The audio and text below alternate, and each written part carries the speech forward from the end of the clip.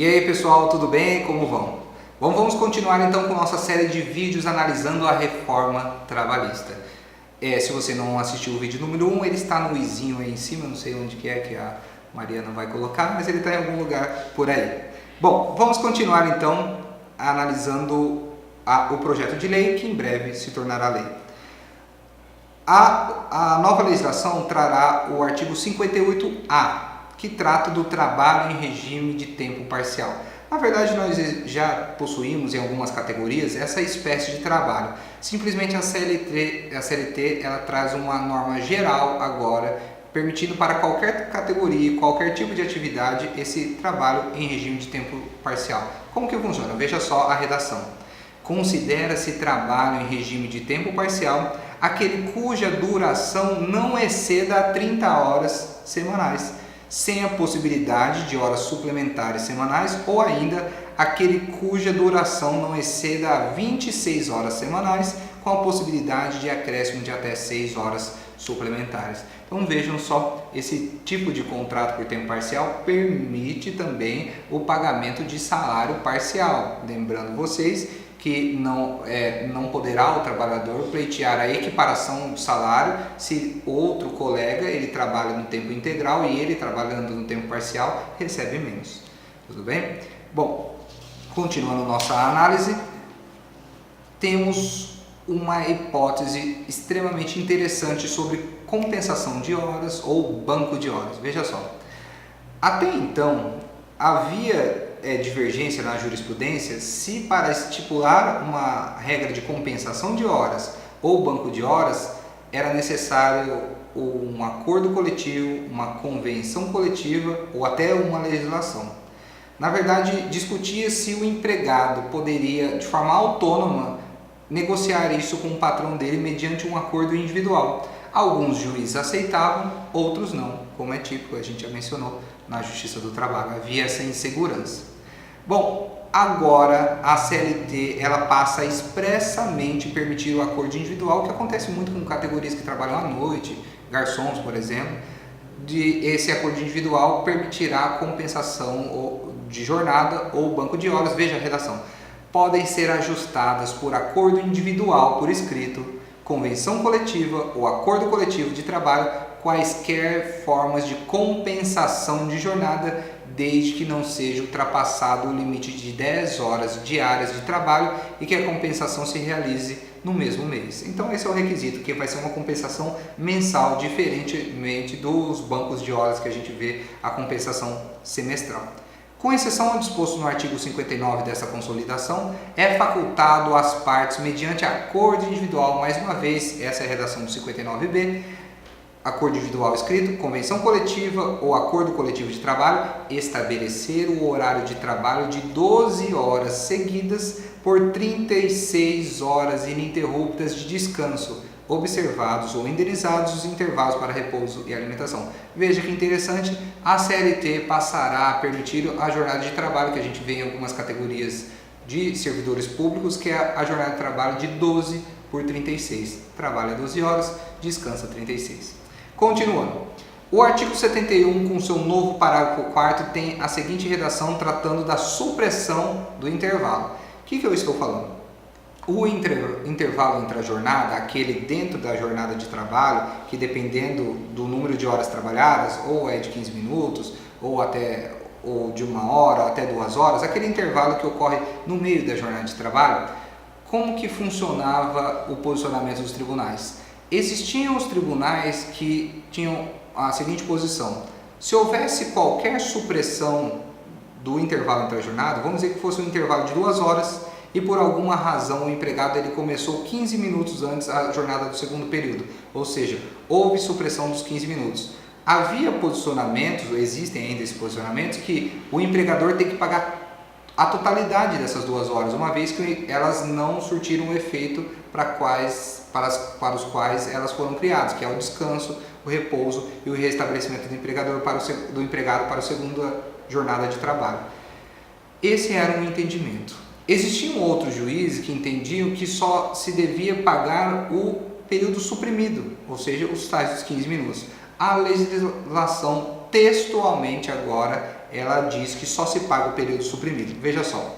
A não concessão, a concessão parcial do intervalo entre a jornada para repouso e alimentação a empregados urbanos e rurais implica no pagamento de natureza indenizatória, já eu falo disso, apenas do período suprimido acrescido com com o acréscimo de 50% sobre o valor da remuneração da hora jornal normal de trabalho. Ou seja, paga aquela hora extra que já se pagava antigamente.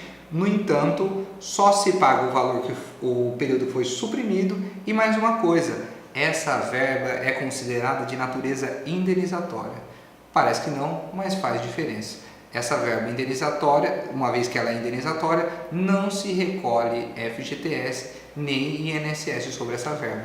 Ou seja, não acarretará mais ônus ao empregador essa supressão fora o pagamento do adicional. Continuando. Nova estipulação sobre férias, artigo 134, parágrafo 1º. Olha só que interessante a redação, vai ser possível dividir os períodos de férias em até 3 vezes. Atualmente é possível dividir férias, no entanto, houve uma flexibilização aqui, veja só. Desde que haja concordância do empregado, as férias poderão ser usufruídas em até 3 períodos, sendo que pelo menos um deles não pode ser inferior a 14 dias, até para haver um descanso efetivo, e os demais não poderão ser inferiores a 5 dias corridos. Então essa é a regra, um dos períodos pelo menos 14 dias e outro dos períodos pelo menos 5 dias. A CLT passará a ter um título novo tratando do dano extrapatrimonial. Tem se tornado muito comum nas leis trabalhistas pedir não só as reparações materiais, mas também dano moral, dano estético ou conhecido como dano existencial. Agora o legislador literalmente regulamentou, e fiquem atentos, não existe só a possibilidade do empregado sofrer dano extrapatrimonial. A CLT está prevendo hipóteses que a própria empresa sofre também dano extrapatrimonial. Já tivemos notícias de alguns casos de empregados que acabam difamando ou falando de forma pejorativa da empresa nas redes sociais. As empresas passarão a poder cobrar dano extrapatrimonial do empregado com a própria previsão no artigo 223 A, B, C e seguintes da CLT. Veja só que interessante.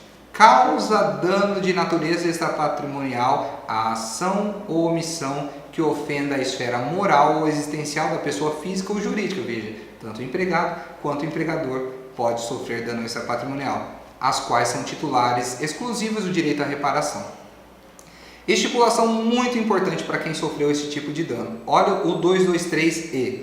São responsáveis pelo dano extrapatrimonial todos os que tenham colaborado para a ofensa ao bem jurídico tutelado na proporção da ação ou omissão.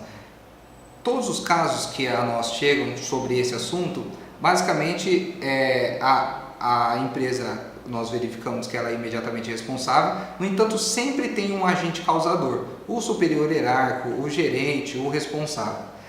Agora a CLT passará a prever expressamente que o empregado, sendo ele o ofendido, ele poderá processar não somente a empresa, mas também o gerente, o responsável, o encarregado, que é o direto causador desse dano extrapatrimonial. Muito interessante e muito importante essa estipulação. A CLT traz parâmetros, muito interessante, isso não existe nem na legislação civil, em regra. Ela traz vários parâmetros para como que o juiz vai aferir a quantia desse dano, e são vários, mas eu vou trazer alguns exemplos. A natureza do bem jurídico tutelado, a possibilidade de superação física ou psicológica, a intensidade do sofrimento ou da humilhação, o grau de dolo ou de culpa, o perdão tácito ou expresso, a situação social e econômica das partes envolvidas, o grau de publicidade da ofensa. De forma muito interessante, o legislador estabeleceu quais são os parâmetros, os critérios a serem considerados na hora do juiz fixar o dano, e mais do que isso, de forma inovadora, o legislador já trouxe quais são os valores. Veja só, parágrafo 1º do 223G. Se o juiz julgar procedente o pedido, o juízo fixará a indenização a ser paga a cada um dos ofendidos em um dos seguintes parâmetros, vedada a acumulação. 1. Se a ofensa for de natureza leve, o ofendido ele receberá até 5 vezes o último salário contratual. Se for de natureza média, até 10 vezes o último salário contratual. E se for de natureza grave, até 50 vezes o último salário contratual. Não foi um parâmetro muito bom, porque quem ganha mais parece que fica mais ofendido, né? Quem ganha mais vai receber uma maior indenização pela ofensa, o que não é um critério muito bom, mas esse é o critério da nova legislação. Próximo item, artigo 394-A. Trata da empregada gestante e a insalubridade. A empregada gestante ou lactante somente poderá trabalhar em ambiente insalubre mediante a apresentação de atestado médico que comprove que o ambiente não afetará a saúde ou oferecerá algum risco à gestação ou à lactação. Havia muito essa dúvida, às vezes a empregada acabava vendo com sua médica de forma legítima, inclusive, para que ela atestasse que ela não pode ficar naquele ambiente e ficava a empregada afastada. Nesse caso, com a apresentação do atestado, ela pode ser adaptada numa outra função que não seja insalubre.